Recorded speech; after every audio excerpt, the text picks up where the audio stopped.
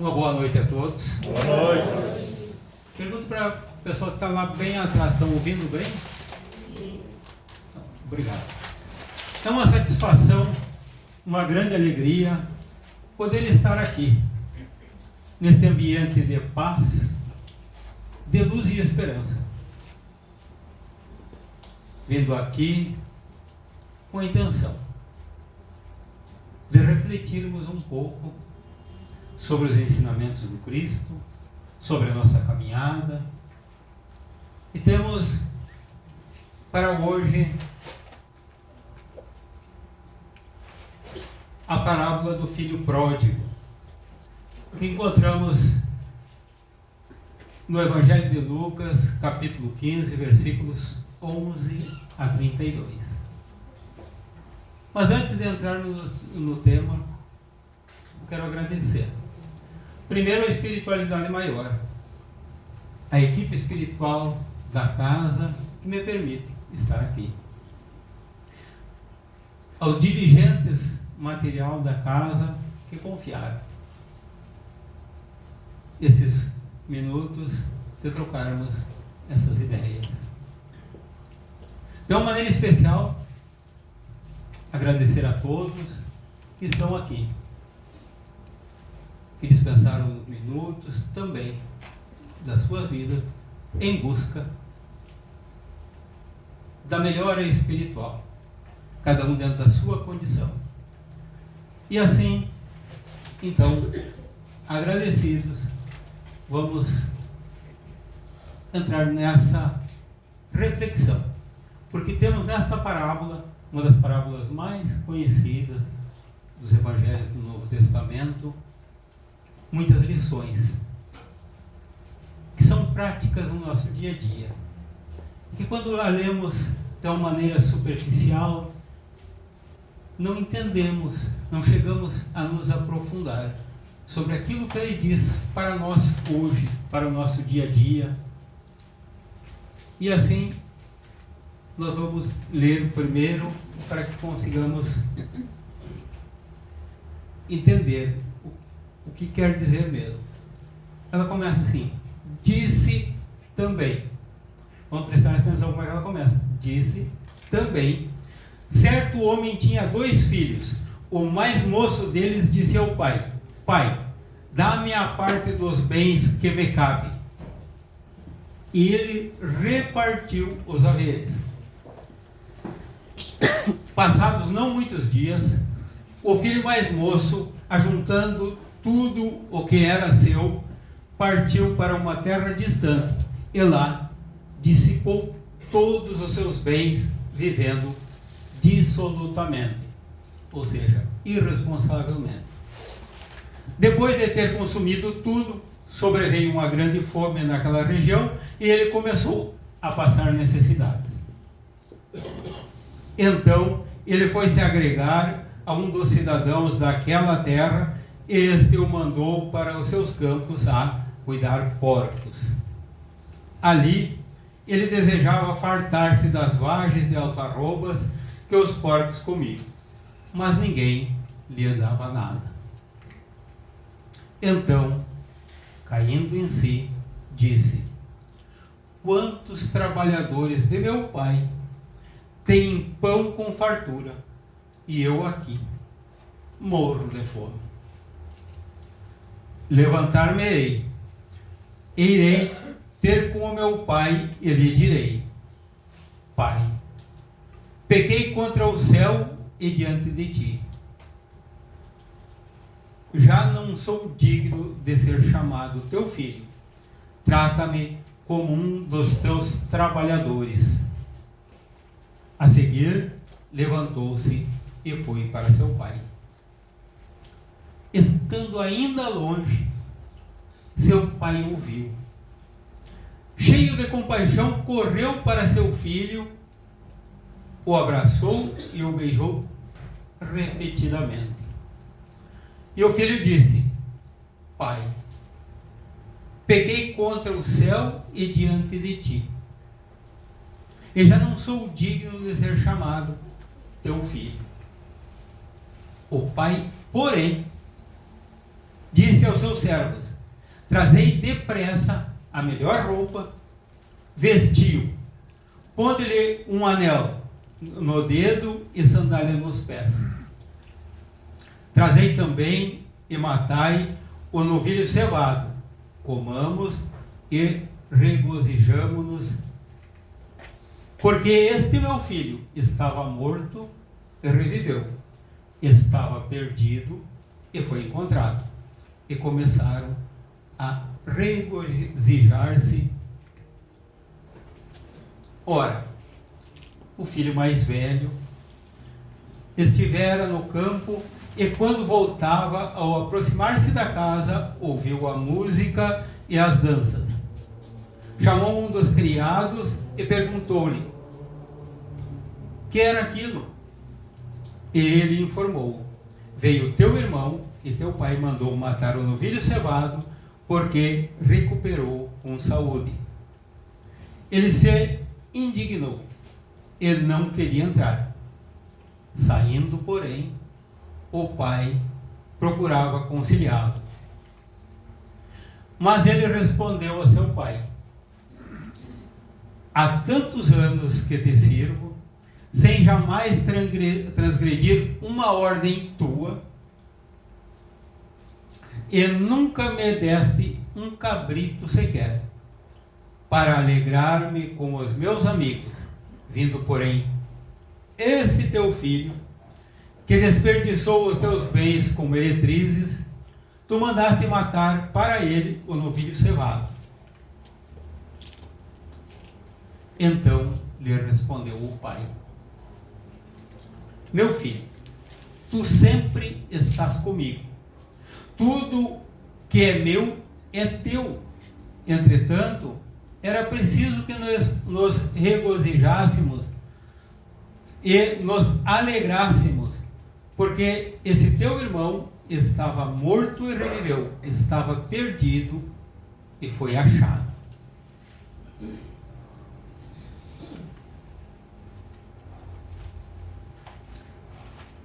Para nós entendermos essa parábola contada por Jesus, essa história, nós precisamos de ver certa circunstância. E o Evangelho segundo o Espiritismo, no item 3 da introdução, ver que é importante nós ler as introduções dos livros. Onde intitulado Notícias Históricas, diz que, para se bem compreender algumas passagens dos Evangelhos, necessário se faz conhecer o valor de muitas palavras nelas frequentemente empregadas, e que caracterizam o estado dos costumes e da sociedade judia naquela época. Então, temos o palavreado que era usado naquela época, como era a sociedade, como eram os costumes daquela época. Então, daí, quando estudamos o Evangelho, nós precisamos nos ater a isso.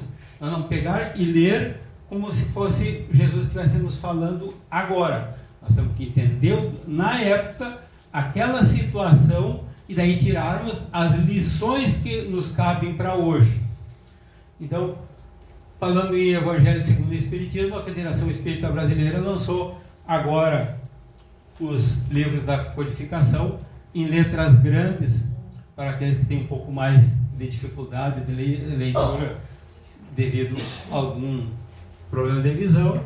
Então já aproveito para mostrar aqui essa novidade que temos, essa facilidade, embora ele seja um pouco mais pesado que os outros.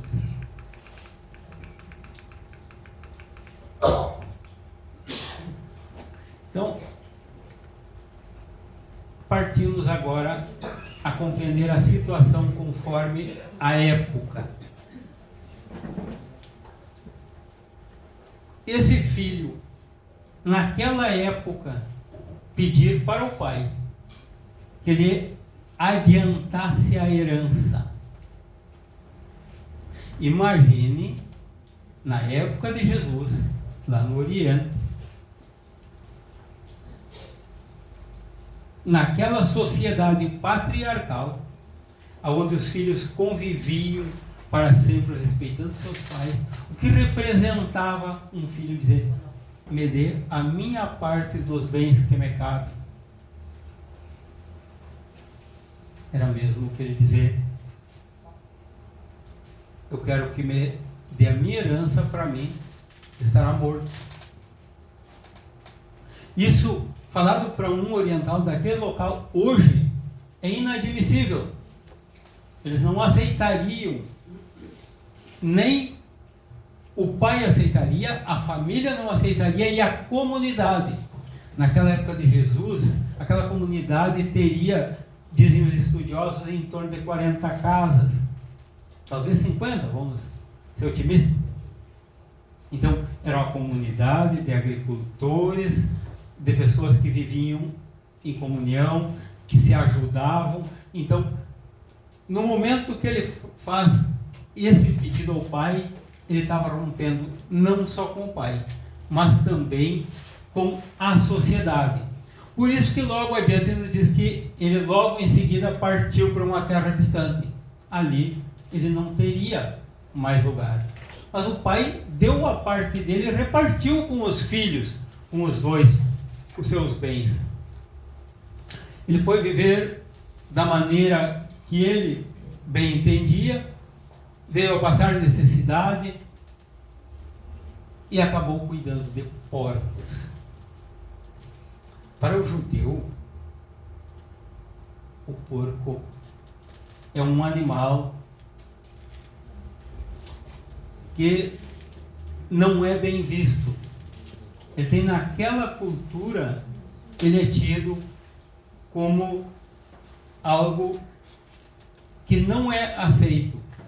Ele tem uma prevenção que, para nós, essa situação seria pior do que nós vermos um filho pegando alimentos do lixo para se alimentar, alguém ver um familiar pegando, cuidando de porcos. E ele chega mais, ele chega a pensar em comer os alimentos dos porcos. Então, ele chegou no fundo do poço. Ele chegou num lugar de muita dificuldade.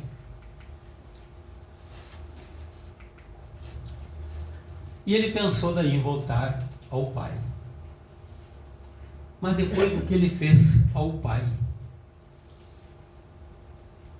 ele não planejou muito bem, porque ele só pensou no pai.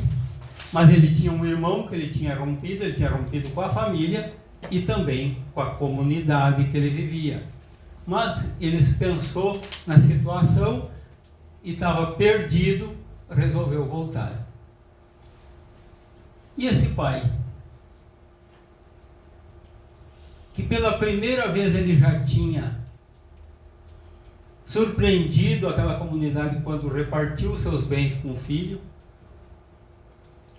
pela segunda vez, ele, quando vê o filho vindo, ele sai correndo. Também naquela sociedade, um ancião, um pai de família, ele não corre, ele caminha.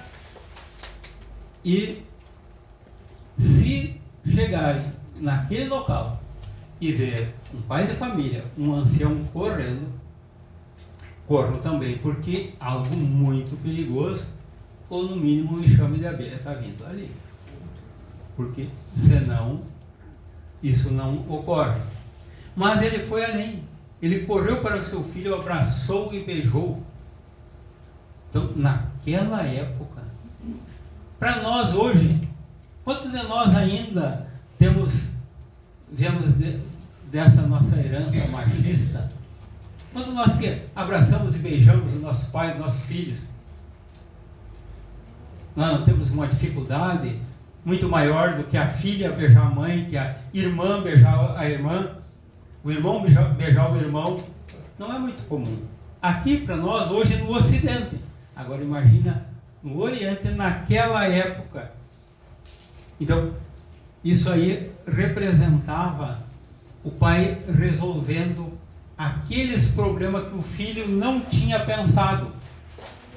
Com aquilo ele deu o recado para a comunidade: eu estou recebendo o meu filho. Ele correu, o abraçou e o beijou repetidamente, e mandando matar e o novilho cevado para que fizesse a festa. Ele trouxe a comunidade também para festejar com ele a sua felicidade e assim conseguir a levar este filho de novo à sua posição anterior, porque ele mandou ver a melhor roupa, um anel e as sandálias. O que representa? As sandálias, os serviçais, os servos, os trabalhadores da propriedade não usavam. Era só o dono e os familiares que usavam sandálias. Então, ele trouxe essa representação. O anel era o anel de família. Então, ele não respondeu o filho quando o filho disse para ele que pecou quando eu não sou digno de ser chamado seu filho. É como se ele não tivesse ouvido. O pai, porém, disse: trazei então as roupas e tudo. Então, a roupa, a melhor roupa era a roupa de festa. Eles estavam dando uma festa e ele ia receber os convidados como alguém da família.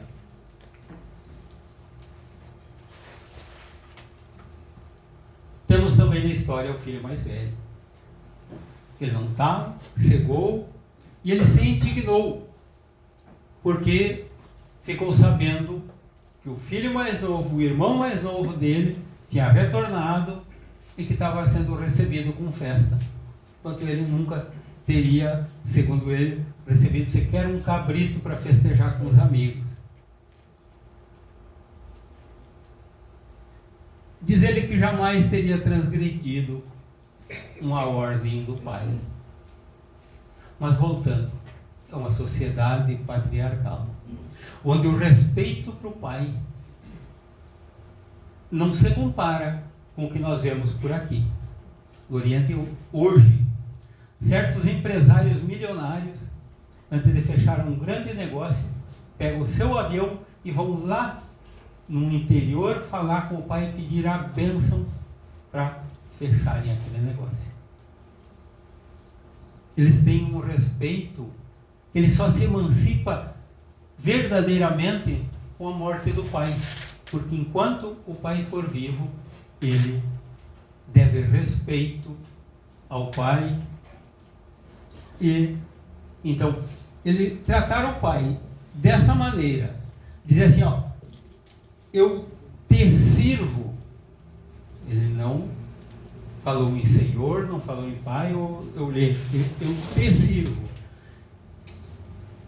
Então, e reclamar é porque ele estava sempre, ele tinha em mente a vontade de participar da festa com os amigos. Ele gostaria de ter festejado também como o outro fez.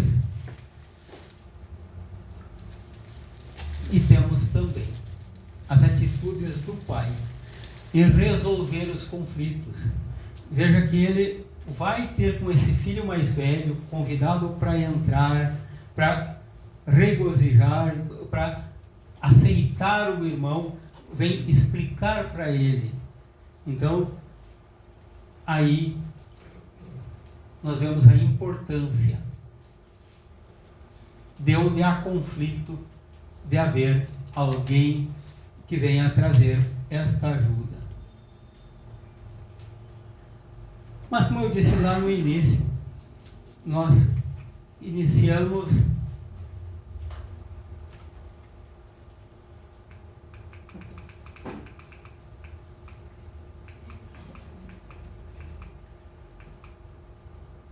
aqui, disse também. Então, No versículo 11, começa com disse também. Então, também é porque foi dita alguma outra coisa antes. E o que seria? Então, no capítulo 15,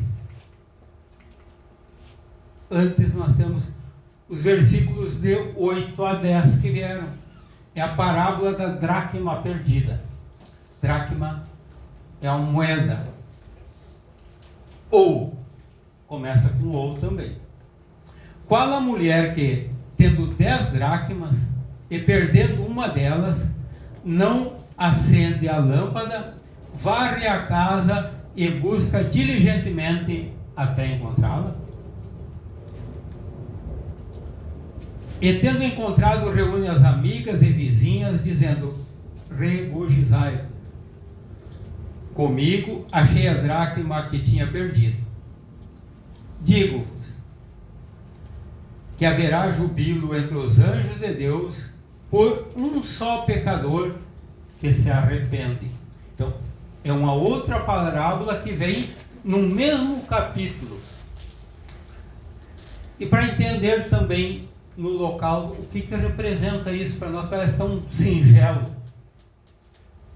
Essa moeda, como na época, as mulheres não trabalhavam, não estudavam, não tinham a conta conjunta com o marido, não tinha o cartão de crédito, não tinha essas facilidades que hoje tem. Quando ela casava, o pai lhe dava moedas. Claro que não é essa moeda de, no máximo R$1 que temos hoje também, mas aquilo servia para ela como uma segurança. No caso da morte repentina do marido, que ela ficasse de qualquer necessidade, ela teria aquelas moedas para conseguir chegar até alguém da família ou buscar socorro. Então, era a única garantia que ela tinha para um caso de necessidade. Elas usavam, como vê, colocavam nos véus, nas tiaras, em colares, essas moedas, a dracma. Então, se ela perdia uma, ela se sentia insegura. Em caso de necessidade, ela... Então, por isso tamanha felicidade. Então, mas como começou com ou? Então, ou é ou isso ou aquilo. Então, teria mais uma possibilidade. Uma parábola anterior. Então, dos versículos 3 ao 7, diz o seguinte: a parábola da ovelha perdida. Então, lhes propôs a seguinte parábola. Então, Jesus já tinha dito a do filho pródigo, a da dracma perdida e agora a da ovelha perdida. Quem de vós que, tendo 100 ovelhas e perdendo uma delas, não deixa as 99 no deserto e vai em busca da que perdeu, até encontrá-la? E depois de encontrá-la, a põe nos ombros, cheio de júbilo, e voltando para sua casa, reúne os amigos e vizinhos, dizendo-lhes: regozijai-vos comigo, achei a minha ovelha que se havia perdido. Digo-vos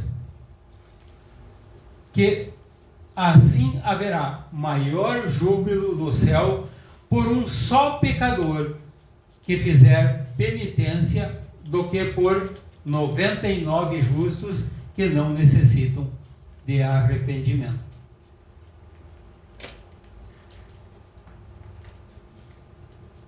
Então, aquele que tem um rebanho de 100 ovelhas, lá naquele local que sai no deserto e ele perdeu uma, ele procura deixar as 99 no lugar que ele entende mais seguro e sai procurar aquela uma.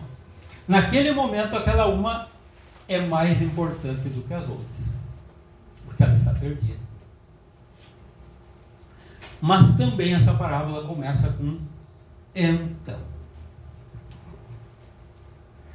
Então, o quê? Era porque havia algo anterior e que teve uma sequência nessa parábola. No Evangelho de Lucas 15, os versículos 1 e 2 nos diz o seguinte: aproximavam-se de Jesus os publicanos e os pecadores para ouvi-lo. Os fariseus e os escribas murmuravam: este homem recebe e come com pessoas de má vida. Então, Jesus estava recebendo publicanos e pecadores que o procuravam, que tinham ido atrás dos seus ensinamentos, em busca dos seus ensinamentos, e ele estava sendo criticado. Ele foi procurado pelos escribas e os fariseus, que eles se tinham como superiores. Eles não passavam nem perto dos que eram considerados publicanos, cobradores de impostos, os pecadores, os que não eram naquele núcleo deles. Então, eles na época tinham até uma medida, 4 côvados, seria quase 2 metros de distância, que eles desviavam quando vinham.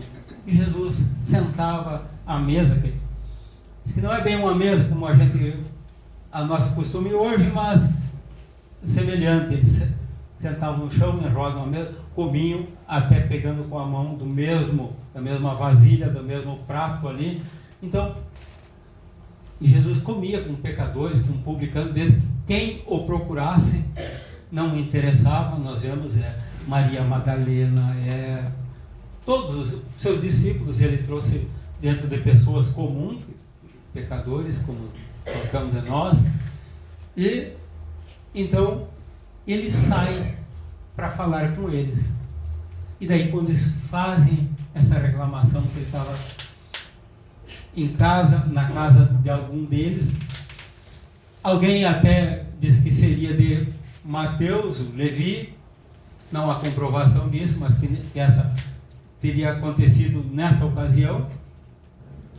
E ele pede a esses fariseus e escribas para contar essas 3 historinhas para eles.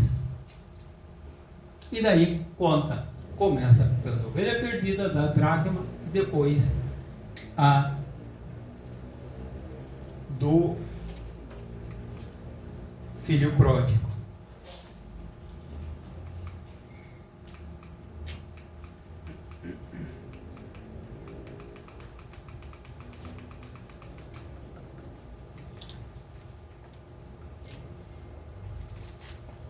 Vamos pensar nessa atitude do filho mais novo e do pai. Não é comum nós vermos o jovem querer a liberdade, atingir a maioridade, já quero aproveitar a vida enquanto tenho saúde, enquanto... Isso não é o que acontece. Quer viver os prazeres. Nós temos 4 P's que nós temos que ter cuidado: a posse, o poder, as paixões e o prazer. O jovem não quer aproveitar as paixões e o prazer ao máximo. Nós, como espíritos, quando jovens também, que ainda não temos a elevação, que ainda estamos muito presos aos nossos instintos, também não procuramos isso.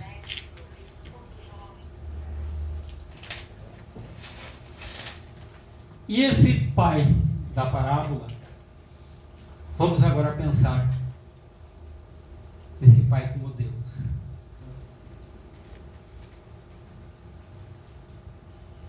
Daí não parece tão estranho ele ter dado o que cabe a cada um.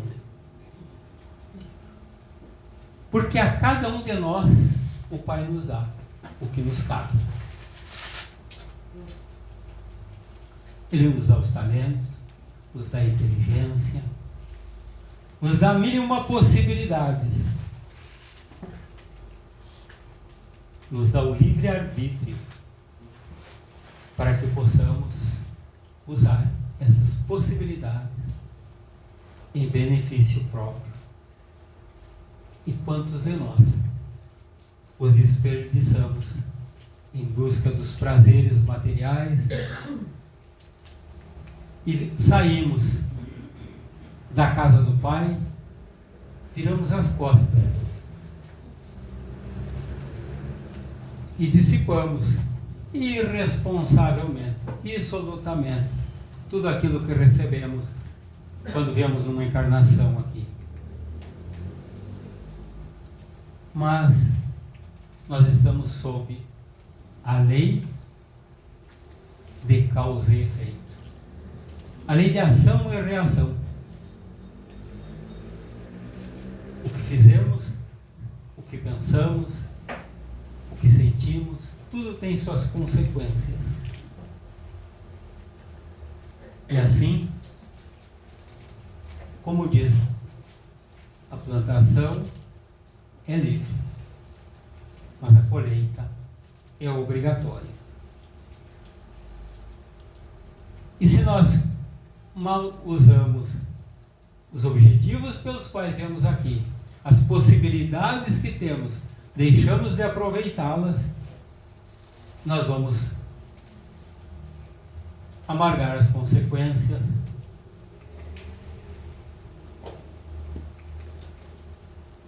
Mas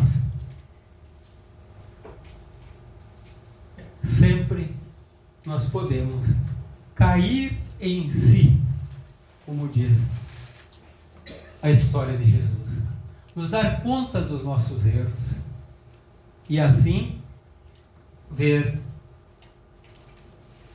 que os trabalhadores do Pai que estão trabalhando, que estão vivendo no bem, têm todos os benefícios que nós deixamos de aproveitar.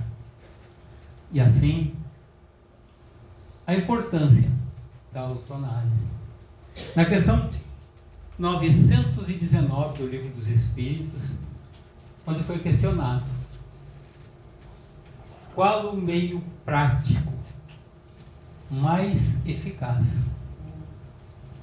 para nos adiantarmos nesta vida e para não cairmos nas tentações, a resposta foi: conhece-te a ti mesmo. Isso já disse um sábio na antiguidade. Então, a autoanálise, o conhecimento de nós sabermos das nossas dificuldades, das nossas deficiências, porque não somos santinhos com certeza. Temos ainda nossas más tendências, aquilo que nós viemos para vencer, para evoluir. Então, o autoconhecimento. Nessa mesma questão 919, ela tem um prosseguimento na questão 919A, onde Santo Agostinho nos dá uma orientação, aonde ele diz que toda pessoa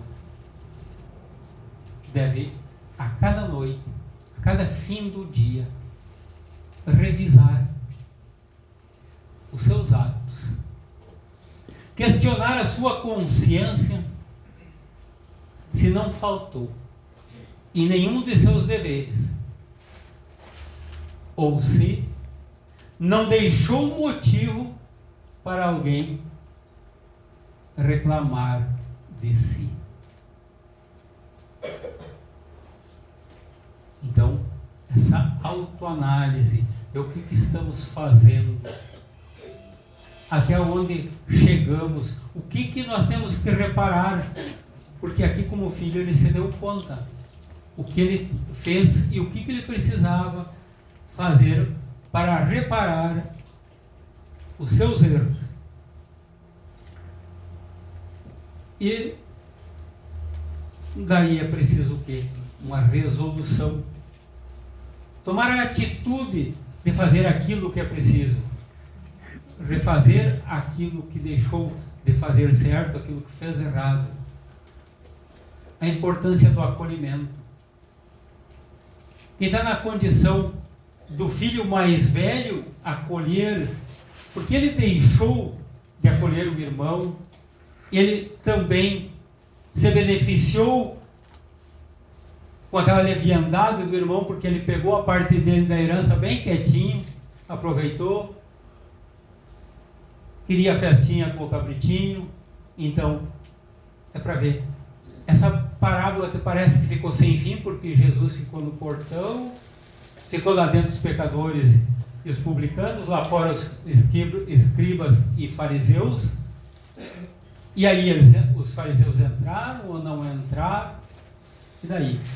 Nós vemos que nós temos gente, alguém de nós que está perdido fora como uma ovelha, nós temos alguém que está perdido dentro da casa como uma moeda, nós temos alguém na porta querendo entrar, tem alguém que já está dentro precisando aproveitar, e nós estamos aproveitando a oportunidade de entrarmos a essa seara do Cristo, a aproveitar esta oportunidade que o Cristo nos dá. Se nós já estamos dentro, como nós espíritas, nós religiosos de qualquer religião, nós estamos aproveitando bem, nós que já se arrependemos dos nossos pecados, estamos dispostos à mudança, ao esforço, ou queremos receber tudo pronto? Queremos, quando vemos o Evangelho, que mude tudo em nossa volta, menos nós mesmos. Ele serve para o fulano, para o ciclano, e não olha o que serve para mim. Nós estamos voltando para o Pai com humildade, com aquela vontade de que Ele veja que nós estamos no caminho dele para vir nos acolher, porque Ele nos espera de braços abertos. Esta parábola nos traz inúmeras lições, que quanto mais, a primeira vez que eu li, eu tive uma compreensão muito diferente da que eu tenho hoje, e com certeza, daqui a um tempo, eu vou ter uma visão muito melhor dela. Convido a todos a refletir sobre essa parábola, de estudá-la, de buscar o conhecimento, mas principalmente de buscar o aproveitamento para cada um na sua condição, aonde está, para melhorar daqui para frente. Não interessa o passado. Se nós estamos na porta, vamos entrar e aproveitar. Então, aqui, nesta casa de luz e esperança, nós, com toda a fé, com toda essa harmonia espiritual, estamos, então, prontos a entrar para a seara do Mestre e assim seguir as orientações daquele que é o nosso Mestre, modelo e guia, Jesus. Questão 625 do Livro dos Espíritos. E assim, agradecido por a atenção de todas e por esta oportunidade, que fiquemos todos, nós, e que possamos levar essa harmonia espiritual para os nossos lares, para onde formos, repartir com quem estivermos ou por quem cruzarmos nesta caminhada evolutiva. E sendo como o irmão mais novo ou o irmão mais velho, que possamos nos melhorar sempre. Muito obrigado.